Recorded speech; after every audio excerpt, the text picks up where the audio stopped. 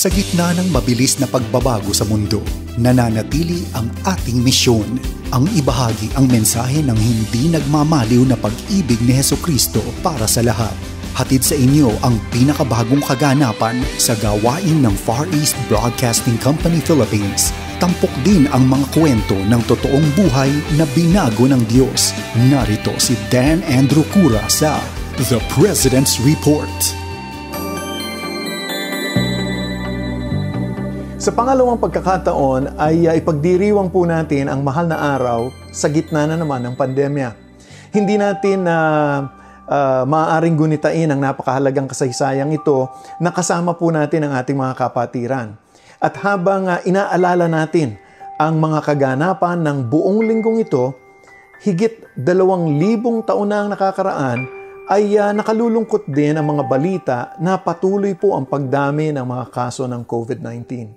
Kaya nga, para sa iba, di nila maiwasang magtanong ng tulad nito, talaga nga bang may Diyos? At kung talagang may Diyos, bakit nagaganap ang mga ito? At kung ang Diyos ay mabuti, bakit pinahihintulutan niya ang mga kasamaan? Mainam na balikan natin ang kasaysayan ng mga Hudyo nang sila ay itapon sa bansang Babilonya. Ayon sa aklat ng Jeremias, si Haring Jeconias at ang kanyang ina, ang mga anak niya, ang mga opisyal ng kanyang gobyerno at mga kamanggagawa ay naging mga bihag ng bansang Babilonya. Tanging ang mga pinakamahihirap lamang ang natira sa Jerusalem. Inilayo sila sa kanilang tahanan upang manirahan sa dayuhang bansa sa gitna ng mga taong di nila kilala at mga kaaway nila. Kasama rin nilang bihag, ang iba sa kanila ay mga tinaguriang propeta. Ang mga taong ito naman ay nagbigay ng pinakamagagandang pangungusap ng pag-asa at pinapalakas ang kanilang loob. Anilay, sa loob lang ng 2 taon, magagapi na nila ang kapangyarihan ng Babilonya at magbabalik na sila sa Jerusalem. Sabi nila, huwag kayong mag-alala, maaayos din ang lahat. Subalit, ang lahat ng mga ito ay walang katotohanan. Ang mga pangako ay di natupad. Sa halip, inihayag ni Propetang Jeremias ang katotohanan ito. Matatagalan kayong bihag sa Babilonya. Dito sa atin ngayon, sa sitwasyon natin, sadyang napakarami ring mga hamon na tayong hinaharap. At bukod sa krisis na dala ng COVID, marami sa ating ang said na. Sabi nga nila, dahil nga sa matinding problema, at di natin maiwasang makaramdam na para bang wala ng pag-asa, parang nag-iisa na lang tayo. Sa gitna ng mapait na mga karanasan ng mga Hudyo, nang sila'y itapon sa ibang bansa, ipinahayag ng Panginoon ang kanyang pangako sa Jeremias, Kabanatang 29, talatang 11, sapagkat batid kong lubos ang mga plano ko para sa inyo, mga planong hindi ninyo ikasasama, at para sa inyong ikabubuti. Ito'y mga planong magdudulot sa inyo ng kinabukasang punong-puno ng pag-asa. Ang makapangyarihang Diyos ay may inilaang plano para sa Israel. At kung dadalhin ito sa ating kalagayan ngayon, may plano ang Diyos para sa bawat isa sa atin. At ang mga ito ay para sa ating ikabubuti. Kailanman ang ating mapagmahal na Diyos ay hindi nagpaplano o magpaplano ng masama para sa sinuman. Ang lahat ng mga masasamang nangyayari sa buong mundo ay kagagawan ng ating kaaway. Subalit, ang mga masasamang ito ay pinahihintulutan ng ating Panginoon at ibinabaling ng Panginoon upang magdulot ito ng kabutihan. Sa katapus-tapusan ay mararanasan natin ang kanyang shalom, ang kapayapaan, kasaganaan at kaganapan na matatagpuan lamang natin sa Kanya. Kaya nga sa Diyos mayroon tayong tunay na pag-asa at nag-uumapaw na pag-asa. Ang lahat ng mga ito ay posible dahil sa ginawa ni Hesukristo sa krus.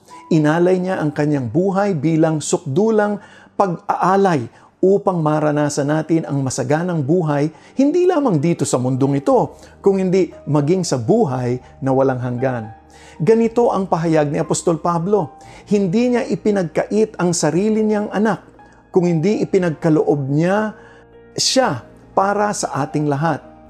papaano niyang hindi ipagkakaloob ng walang bayad sa atin ang lahat ng mga bagay. Namatay si Jesus, subalit hindi siya nanatili sa libingan. Pagkatapos ng 3 araw, nabuhay siyang muli upang gapiin ang kamatayan at ang huling kaaway. At matapos ang ginawa ni Kristo sa Kalbaryo at ng kanyang muling pagkabuhay, muli sa mga patay, ay sapat ito upang tayo ay magdiwang. Sa ating pagninilay ngayong Semana Santa at lalo na sa gitna ng mga nangyayari sa buong mundo ngayon, abay naway patuloy nating pagbulay-bulayan ang kahalagahan ng pagkakaroon ng isang malalim na kaugnayan sa ating Panginoong Hesus. Napakaganda ang karugtong ng pangako ng Diyos sa Jeremias Kabanatang 20, talatang 12. Kung maganap na ito, kayo'y tatawag, lalapit at dadalangin sa akin, at diringgin ko naman kayo. Ganito rin ang mensahe ni Haring David sa mga awit. Umasa ka sa Diyos, ang mabuti gawin, at manahang kang ligtas sa lupain. Kay Yahweh mo hanapin ang kaligayahan, at ang pangarap mo'y iyong makakamtan. Ang iyong sarili sa Kanya'y italaga. Tutulungang ganap kapag ika'y nagtiwala. Ang kabutihan mo ay magliliwanag katulad ng araw kung tanghaling tapat. Dalangin ko na sa pagninilay-nilay natin sa sakripisyo ng ating Panginoong Hesukristo, naway ang kapangyarihan na dala ng Kanyang pagkabuhay na muli ang patuloy na magpapalakas po sa ating pananampalataya. Sa pamamagitan nito, abay, matatagumpayan po natin anuman ang sitwasyon na ating kinahaharap.